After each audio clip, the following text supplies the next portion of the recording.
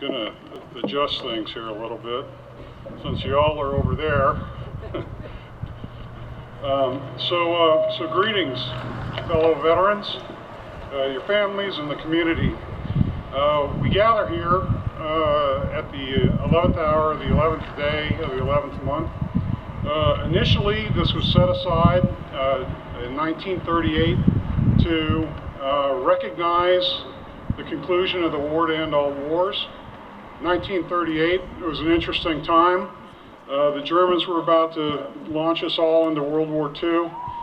So it was 1954, after the World War II and the Korean War, the Congress got together and repurposed this day, since clearly we did not have peace in our time, to recognize veterans. And Veterans Day is different than Memorial Day.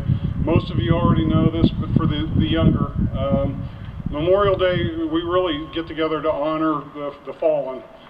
Veterans Day is really intended to honor the living who have served peacetime and wartime, as long as they've served honorably. It's for all of them.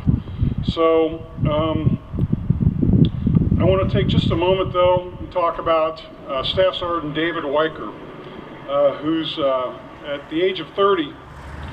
He's from Bradford, New Hampshire. He died 9 days ago during a diver training down in Florida for the Special Forces. He was a two-time Afghanistan.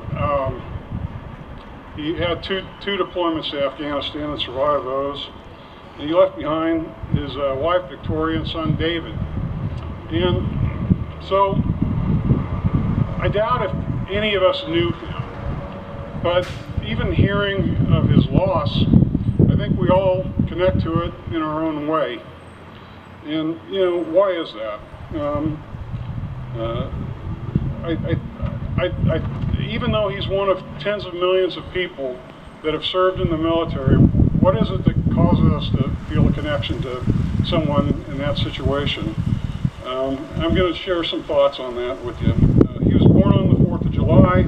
At 6 years old, he told his family he wanted to be in the military, and he went into the military. I think that's sort of an individual's story of how he got into the military.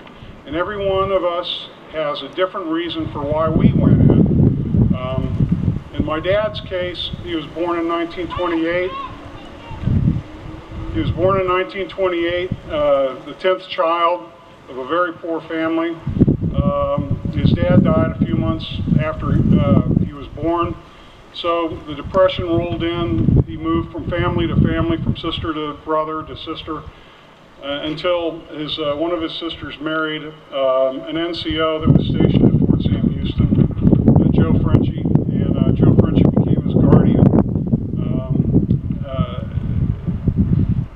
My dad later left that family, joined the Air Force on his own, enlisting, spent 10 years enlisted, bootstrapped, became an officer, and the way he paid back the Air Force that had been so good to him was he got heavily involved in getting the physician assistants recognized in the Air Force as part of the medical force structure. And in recognition of his contribution, the Air Force named the company Grade Officer of the Year Award for physician assistants after him. So there have been about 20 Jesse C. Edwards Awards for physician assistants. Very proud of him.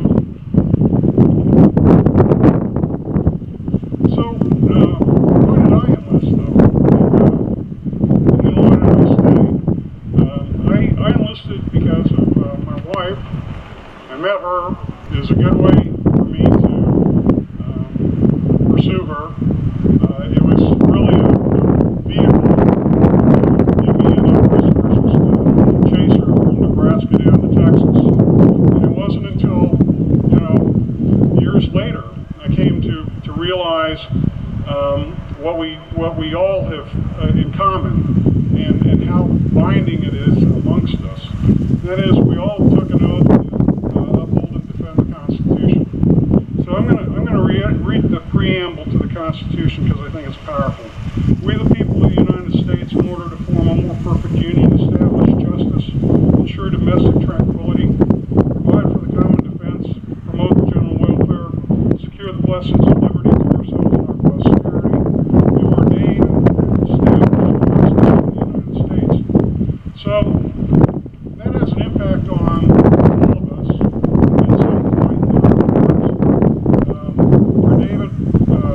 D. Eisenhower. He's quoted as saying that the feeling came over him that the expression the United States of America would now and henceforth mean something different than it had ever meant before. From here on, it would be the nation who would serve with America's soul. And so I think the military service laws that are up to the Constitution, it really makes us part of something bigger than ourselves.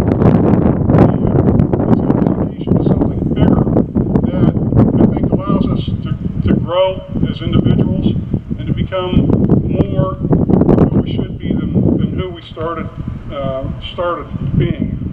So the part of it that speaks mostly to me in that preamble was that we're charged with securing the blessings of liberty for generations, further than our eye can see, further than our eye can imagine.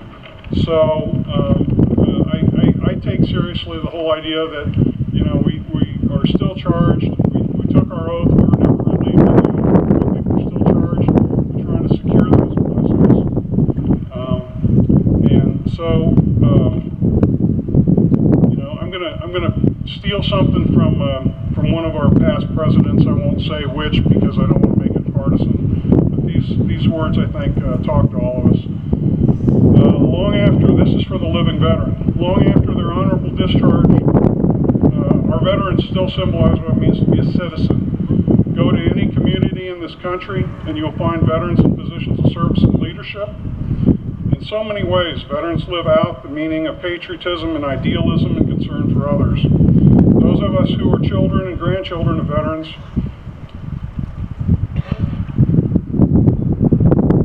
have seen those qualities up close. Each of us is better because of the influence of a veteran. Sorry, I take this serious.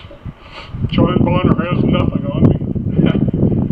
So why do we mourn Sergeant Weicker? I think it's because as individuals, we became an us, and he was part of us. So I guess in closing, I'd encourage the veterans to spend some time today reflecting on what your service really means to you for now and into the future. And for those who are not veterans or not yet veterans, I'd encourage you to talk to a vet, find out why they went in, what it means to them, what it means to you, and get involved. It's still a great nation. It's always been a great nation. We need to keep it a great nation. So with